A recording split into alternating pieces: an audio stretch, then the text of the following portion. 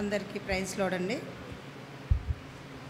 కీర్తనల గ్రంథము 142వ అధ్యాయం ఉత్తర ప్రత్యుత్తరంగా చదువుకుందాం. నేను ఎలుగెత్తి యెహోవాకు మొరలిడుచున్నాను, ఎలుగెత్తి యెహోవాను బతిమాలుకొనుచున్నాను. బహు వినయముగా ఆయన సన్నిధిని నేను మొరపెట్టుచున్నాను.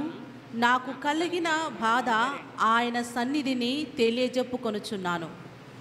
నాలో నా ప్రాణము కృంగి ఉన్నప్పుడు నా మార్గము నీకు తెలియను. నన్ను పట్టుకొనుటకై నేను నడవవలసిన త్రోవలో చాటుగా పగవారు ఉరియొడ్డి ఉన్నారు. నా కుడి ప్రక్కను నిదానించి చూడుము. నన్నెరిగిన వాడు ఒకడును నాకు లేకపోయెను. ఆశ్రయమేదియు నాకు దొరకలేదు. నా ఎడల జాలిపలువాడు ఒకడును లేడు. యెహోవా, నీకే నేను మొరపెట్టుచున్నాను. నా ఆశ్రయ దుర్గము నీవే. సజీవులున్న భూమి మీద నా స్వాస్యము నీవే అని నేను అనుకొంటిని. నేను చాలా కృంగి ఉన్నాను. నా మొరకు చెవియొగ్గుము. నన్ను తరుమువారు నాకంటే బలిష్ఠులు. వారి చేతిలో నుండి నన్ను విడిపింపుము. అందరం కలిసి చదువుదామండి. నేను నీ నామమునకు కృతజ్ఞతాస్తుతులు చెల్లించున్నట్లు చెరసాలలో నుండి నా ప్రాణమును తప్పింపుము. అప్పుడు నీవు నాకు మహోపకారము చేసి ఉండుట చూచి నీతిమంతులు నన్ను బట్టి అతిశయపడుదురు. దేవుడి వాక్య భాగాన్ని విరిచి వడ్డించునుగాక. చిన్న ప్రార్థన చేసుకుందామండి. కృపా కనకరగల్ల మా ప్రియ పరలోకపు తండ్రి, మీ పాదములకు వందనములు, స్తోత్రములు. నాయనా, నిలబడి ఉన్నది నేను కాదు ప్రభువా, నీవు మాత్రమే మాట్లాడవలసిందిగా ప్రార్థిస్తున్నాను. నీ యొక్క నోటికి నన్ను బూరగా వాడుకొనండి ప్రభా. మీ యొక్క మాటలను, వాక్కులను ప్రభా, ఎవరు ఏ ఆత్మకు ఏ మాట అవసరమో అలాంటి మాటనిచ్చి వారిని తృప్తిపరచమని ప్రార్థిస్తున్నాను.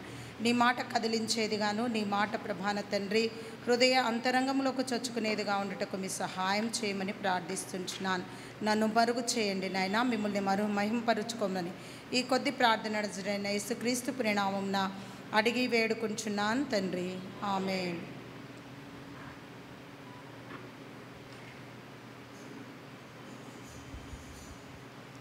ఇక్కడ ఈ యొక్క కీర్తనల 142వ అధ్యాయం మనం చూసినట్లయితే అక్కడ ఉన్నటువంటి హెడ్డింగ్ మనం చూస్తే గుహలో నున్నప్పుడు దావీదు చేసిన ప్రార్థన.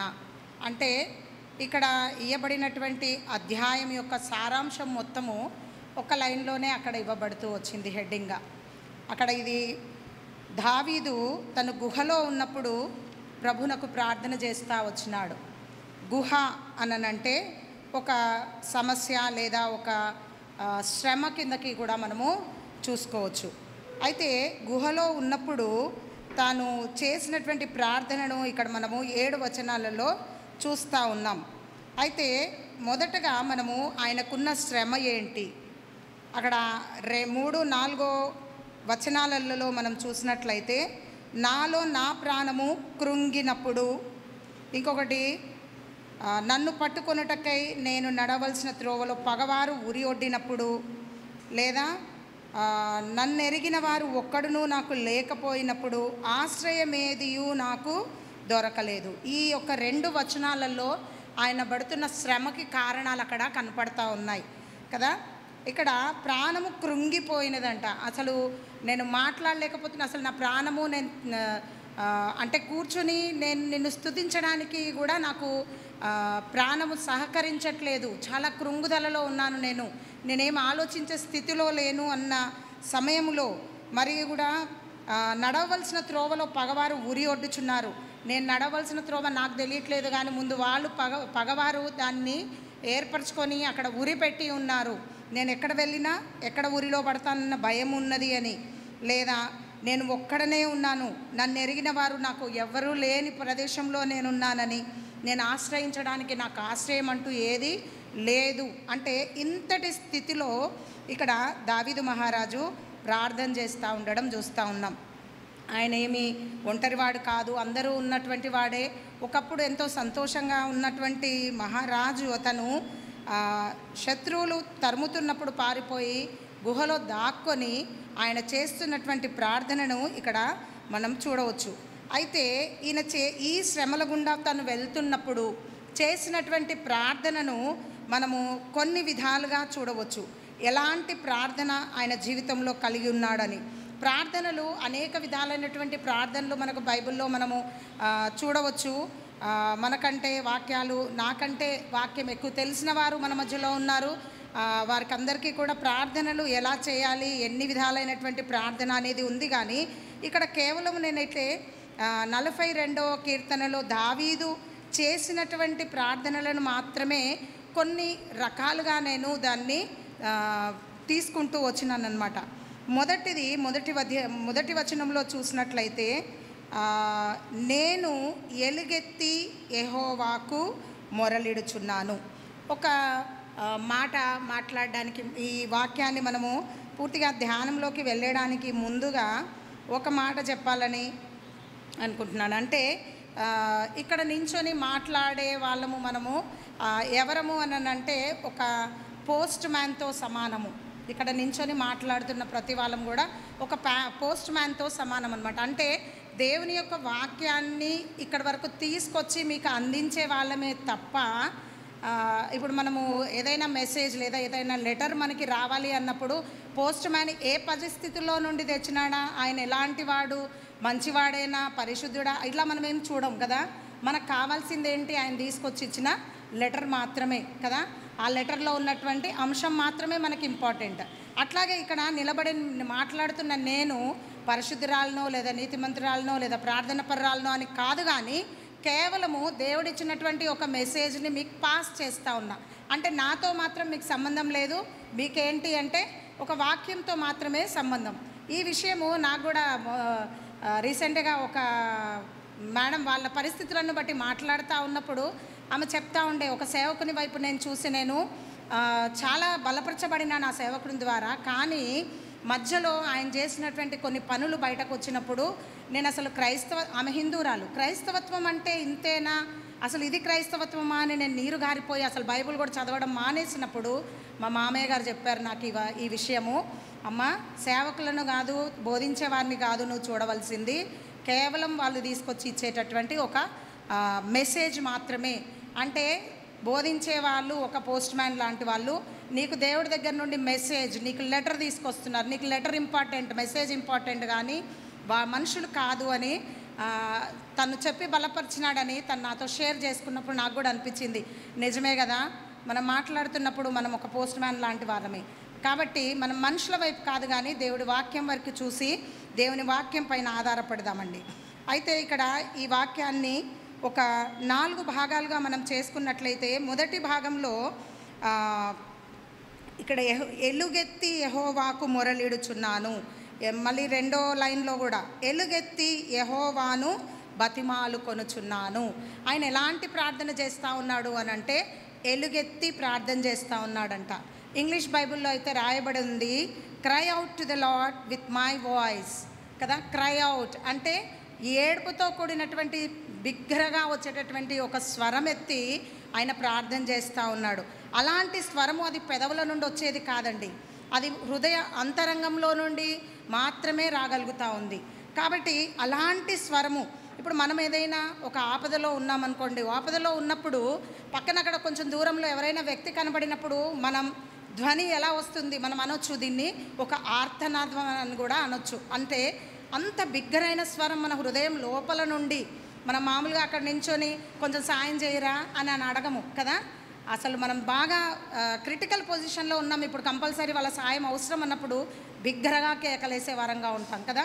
అలా బిగ్గరగా ఆయన ఎలుగెత్తి ప్రార్థిస్తూ ఉన్నాడంట దేవుని ఎదుట.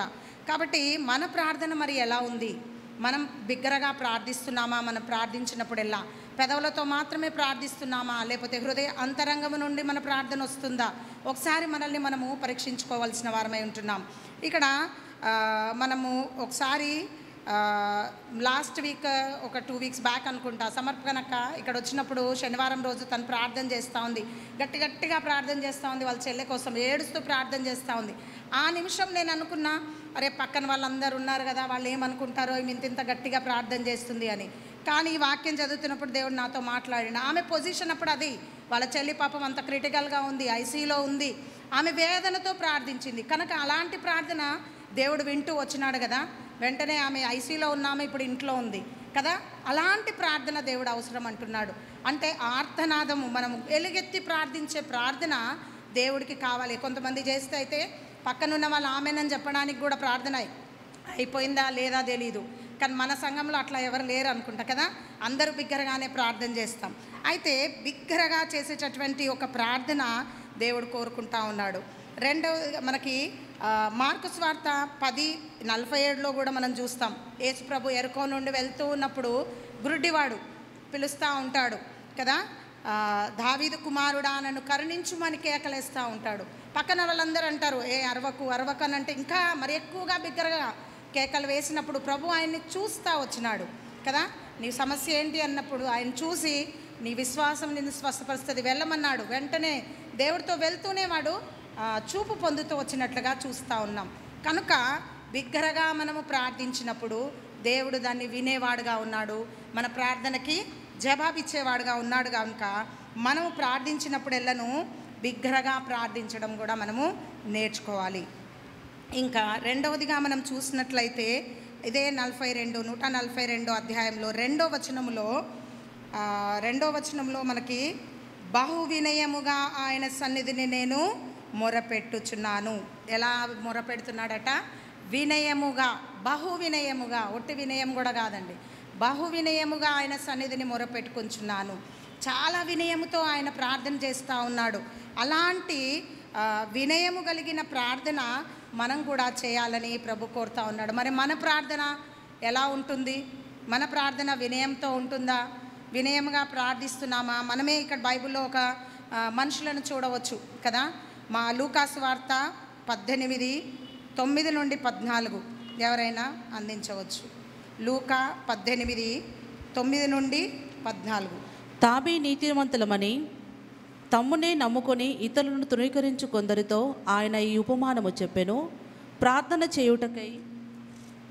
చేయుటకై ఇద్దరు మనుషులు దేవాలయమునకు వెళ్ళిరి.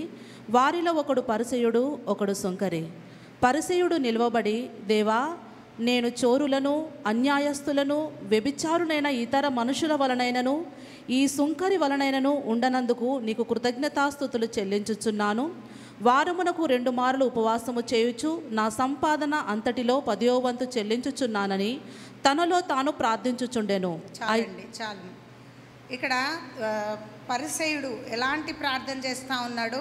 తనను తాను హెచ్చించుకుంటున్నాడు. అంటే నేను మాత్రమే పరిశుద్ధుడను, నేను మాత్రమే ఇక్కడ చోరులనైనను, అన్యాయస్తులను, వ్యభిచారులనైనను, ఇతర మనుషుల వలె కాకుండా ఏం చేస్తున్నాడంట? ఆయన వారమునకు 2 మార్లు ఉపవాసం చేస్తూ ఉన్నాడంట. సంపాదన అంతటిలో 10వ వంతు ఇస్తూ ఉన్నాడు. అంటే తనకు తాను ఏమనుకుంటా ఉన్నాడు? నీతిమంతుణ్ణి, నా వలే నీతిమంతులే లేరు అన్నట్టుగా.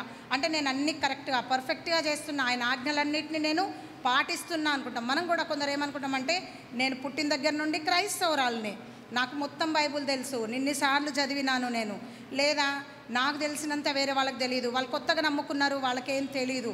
అట్లాంటి విషయాలు మనము కొన్నిసార్లు మనంగా హెచ్చించుకునే వారంగా ఉంటాం. ఇంకేమంటున్నాడు చూడండి అక్కడ, ఈ పరిసేను వల్ల కాదు అని అంటున్నాడు, ఈ సుంకరి వల్ల కాదు అంటున్నాడు ఆయన. అంటే వేరే వాళ్ళతో మనల్ని మనం పోల్చుకుంటాం. వాళ్ళకంటే నేను నీతిమంతురాలిని, వాళ్ళకంటే నాకు ఎక్కువ తెలుసు, వాళ్ళకంటే నేను గొప్ప అన్న విషయాల్లో మనము ప్రార్థిస్తూ ఉన్నాం. కానీ ప్రార్థనలో కూడా మన నీతిని మనం పొగుడుకుంటున్నాం, మన గొప్పతనాన్ని మనం పొగుడుకునే వారంగా ఉంటున్నాం. కానీ ఇక్కడ సుంకరి అయితే ఎలాంటి ప్రార్థన చేస్తూ ఉన్నాడు? ఆకాశం వైపు కన్నులెత్తుటకైనను ధైర్యము చాలదు ప్రభువా, నేను నిన్ను చూడటానికి కూడా నాకు ధైర్యం చాలదయ్యా, నేను ప్రార్థించే యోగ్యత లేని వాడిని, తండ్రి అని పిలిచే యోగ్యత లేని వాడిని తనను తాను తగ్గించుకున్నాడు.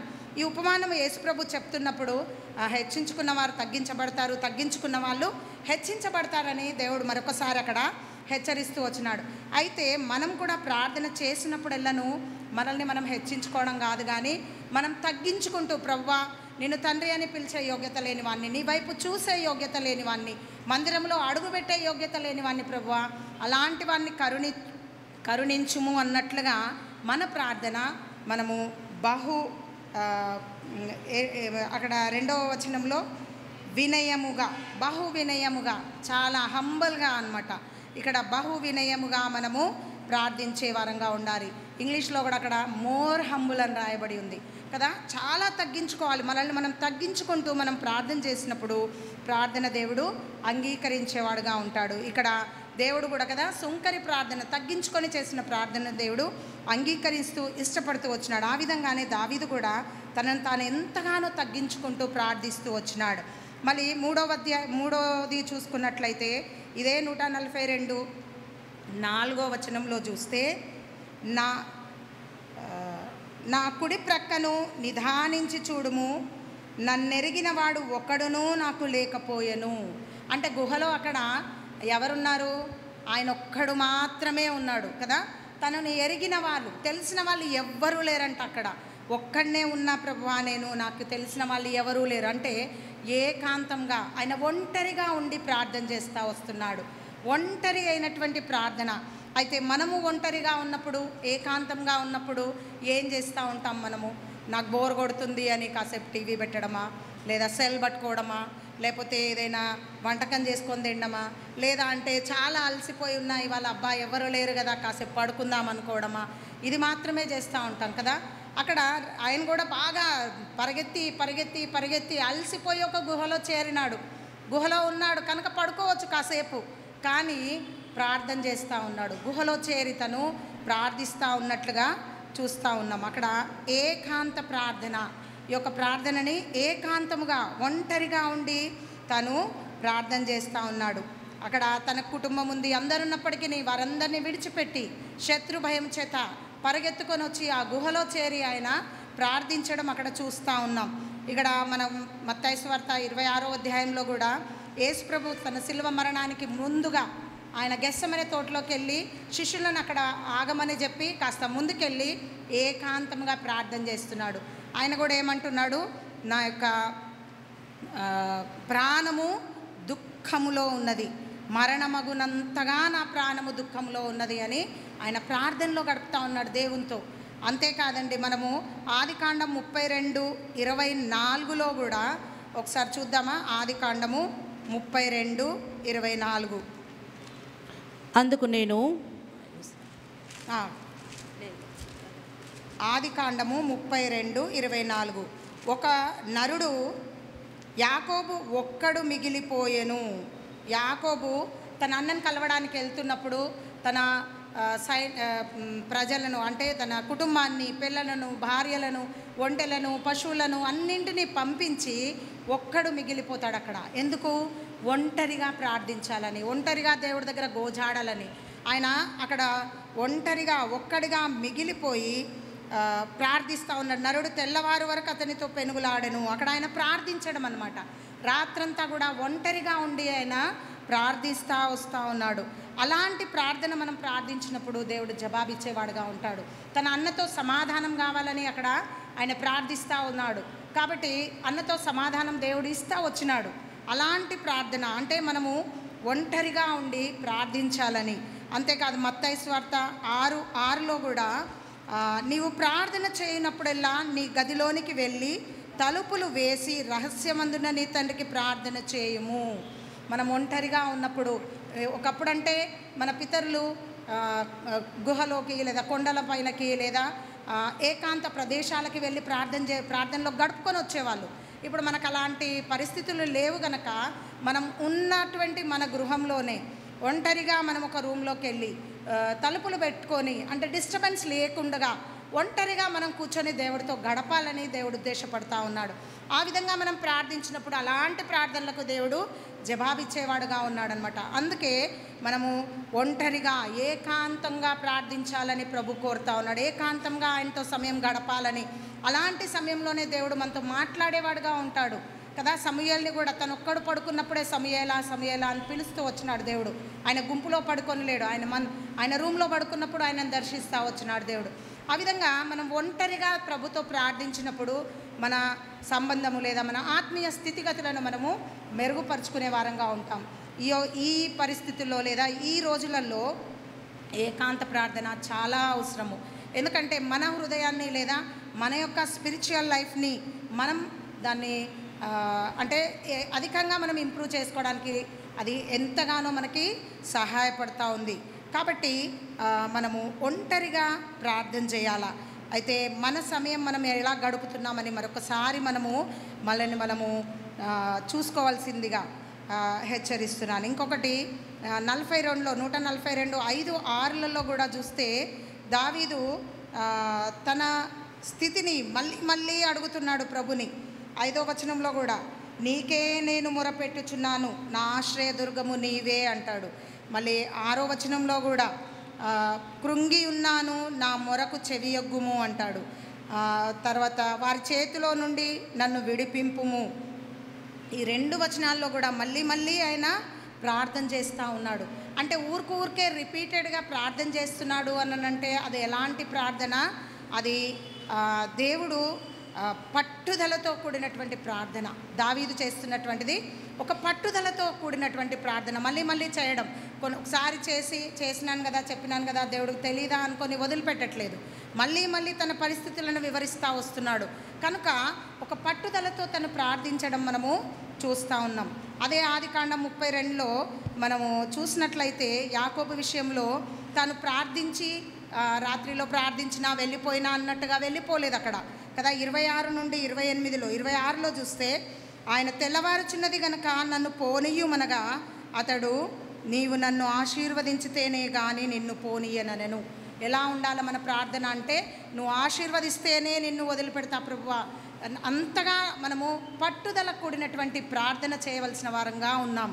అట్లా అక్కడ యాకోబు చేసినట్లుగా పట్టు విడవక మనము పొందేంత వరకు మనం ఇంకా ఒకరోజు చేసి 2 రోజులు చేసి వదిలేద్దామన్నట్లుగా కాదు, దాన్ని విడవకుండా మనం ఆయన ఇచ్చేంత వరకు, ఆశీర్వదించేంత వరకు మనము ప్రార్థించే వారంగా ఉండాలని ఇక్కడ దావీదు మనతో తను చేసినటువంటి ప్రార్థన మన జీవితాలతో మాట్లాడుతూ ఉంది.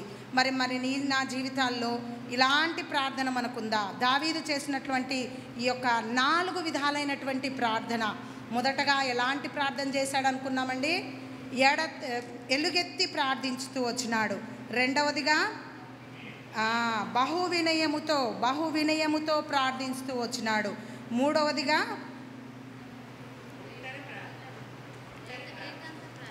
మూడవదిగా మనకి ఏకాంత ప్రార్థన చేస్తూ వచ్చినాడు. 4వదిగా పట్టు విడవకుండా చేసినటువంటి ప్రార్థన. ఇలాంటి ప్రార్థన మన జీవితంలో మనం కలిగి ఉన్నామా? ఒకసారి మనల్ని మనం పరీక్షించుకోవాలా. చాలా రకాలైన ప్రార్థనలు ఉన్నప్పటికీ ఈ వచనంలో ఈ యొక్క అధ్యాయంలో దావీదు ఏ విధంగా ప్రభుతో ప్రార్థిస్తూ వచ్చినాడో, ఆ యొక్క కష్టాల నుండి ఏ విధంగా, కష్టాలు రాక మానవండి. ప్రతి ఒక్కరి జీవితంలో ప్రతిదీ కష్టం వస్తేనే నీవు క్రైస్తవుడవు, లేకపోతే నీవు క్రైస్తవుడవు కాదు. కష్టం వస్తుంది, కానీ అది ప్రభుపై ఆనుకొనినప్పుడు, మనం ఎడతెగక ప్రభుని ప్రార్థిస్తూ వచ్చినప్పుడు దేవుడు కష్టాల నుండి మనల్ని విడిపించి విమోచించేవాడుగా ఉంటున్నాడు.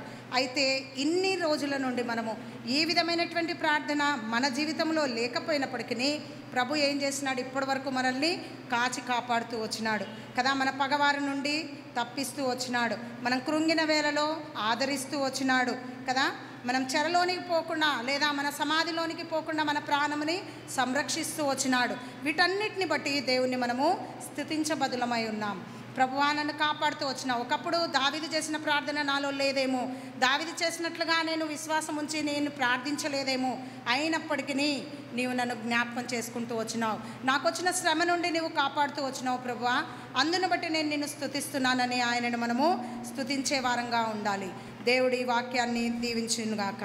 నాకు సమయం ఇచ్చినటువంటి పెద్దలకు, సేవకులకు వందనాలు తెలియజేస్తున్నాను.